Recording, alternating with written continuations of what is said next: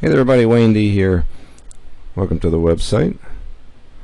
And I thought I'd do a swing compilation of the second great American triumvirate, which would be Ben Hogan, Byron Nelson, and Sam Snead. So we'll start with Hogan. I have to watch myself because I got a lot of Hogan swings, and we have seen these before in a compilation that I made. So this is Hogan in 45, I think. You can definitely see that the grip is not weakened up as of yet. So the power golf swings are from 1947. They filmed this at Augusta, and some of my favorite swings. Pretty clear picture of the grip. Hogan's swing was much longer, probably till about 1955. He still had a pretty long swing, but these power golf swings are pretty cool. You can see that ball curving from right to left. So if we flip over to the post-accident, this is Hogan in 1952. Hogan took 10 months off in 52 after winning the U.S. Open in 51 and coming back from the accident.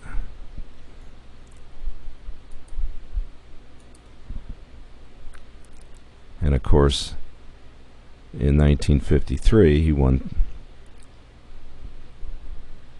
all the three majors that he played in. So here's some swings from 53. He played it. He only played in, I think, 5 tournaments. He won 4 of them, 3 majors, and this was a tournament in Mexico. And we're lucky enough to have some really nice shot, well shot swings from 53.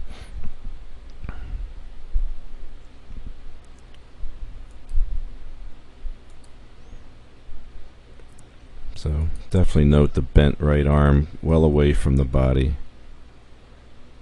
and the space and height of the right arm, which is what a lot of people don't recognize in Hogan's swing. You can see the cupped wrist. I'm still thinking that his grip at this point wasn't quite as weak as he made it after, but it's definitely weaker than it was before the accident.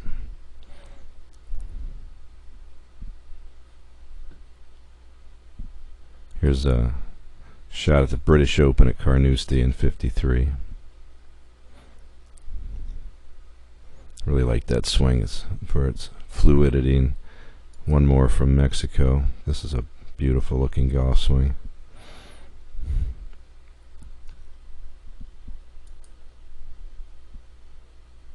So we do have a couple of swings from the middle years, like 55, 56. This was a U.S. Open swing. You can still see he's still supple enough. Get that club a little bit past parallel, but not hugely long like it was before. Now here's a swing from 59. He was still in competition, still in the hunt in some majors. And this is at Wingfoot, 59. And then of course we go all the way up to, we can go to 65. And that's the Hogan Snead match, which everybody probably has seen. Oh, before I do that, here's a real nice swing from the 1960 U.S. Open that he very well could have won. He was tied for the lead with 2 holes to play, and he hit it in the water on 17 at Cherry Hills and then tripled the last hole. A couple more swings from 65.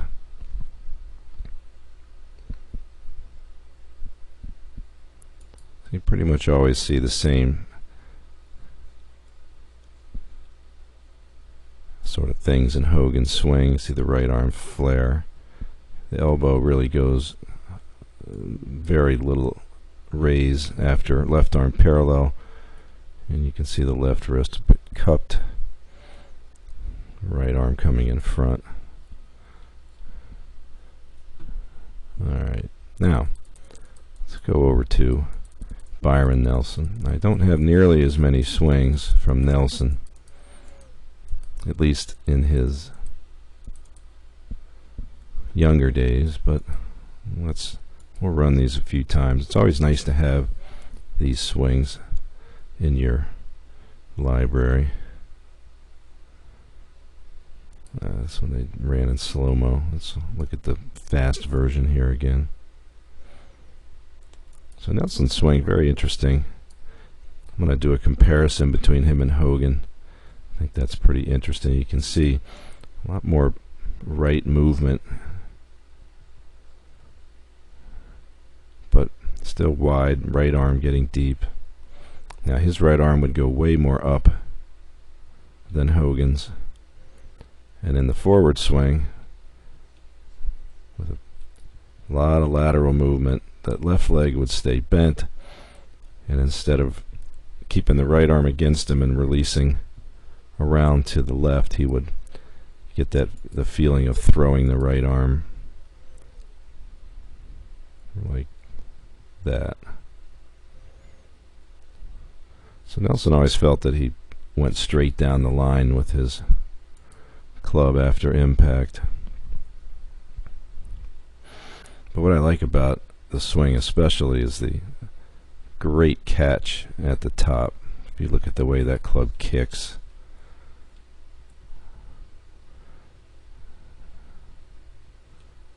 that's just sort of the technique that I would prefer over a shaft that tried to stay on plane for the entire golf swing.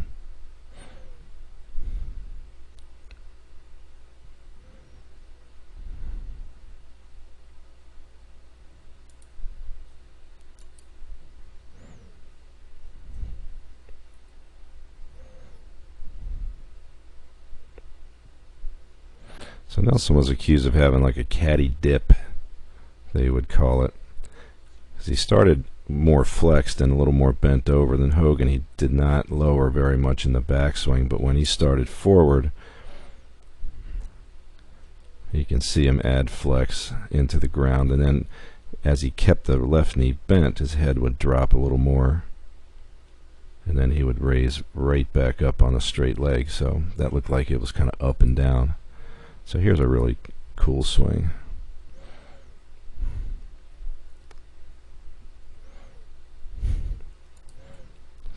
So again, there's the takeaway, left arm across the chest a la Hogan. Now Nelson bent over more and had more knee flex, so when he went back he stayed level with the head and straightened the left, let the right arm raise, but you can see that the left wrist is cupped and the face is really open. And then watch this baby helicopter back behind him, and look at the way the legs are opening up. So all these guys that lifted up their heel obviously could put that thing right back down and it wouldn't mess them up, unlike most average players. So here's the toss release. Even though the arm is bent at impact, he would throw it out and feel like he went down the line with it. Yeah, one more swing.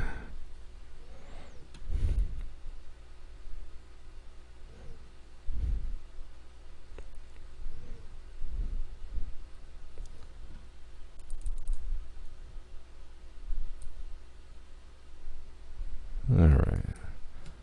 Now, let's switch over to Sam Snead. Now, these are some older swings. It's a great match filmed at Pebble Beach. I'm pretty sure it was a shells match between Snead and Nicklaus. Here's an older one.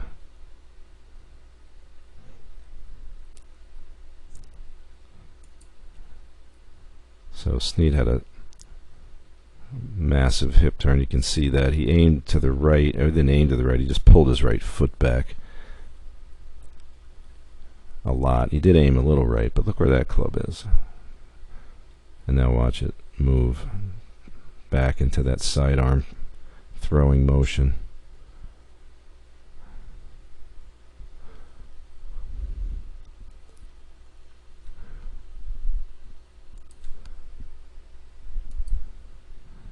Interesting shot from the rear.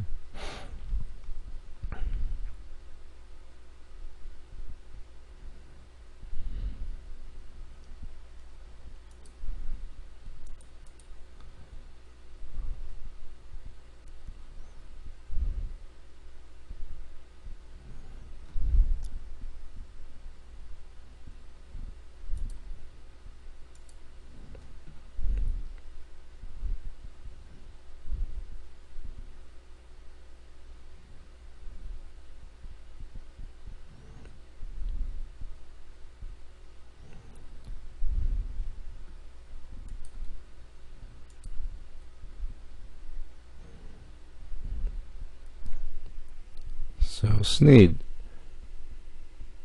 won 82 events. He won 7 majors. Never won the U.S. Open.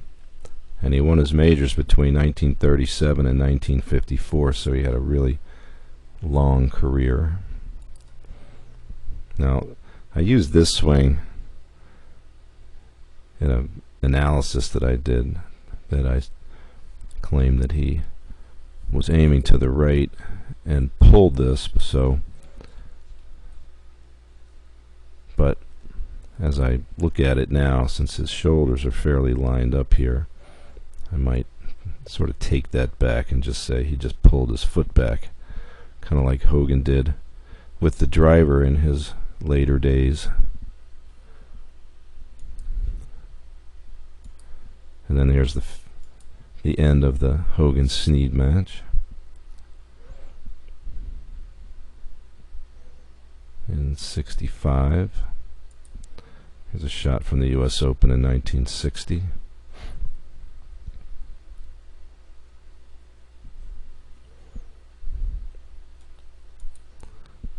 And we'll finish it up with some of the Hogan-Snead swings.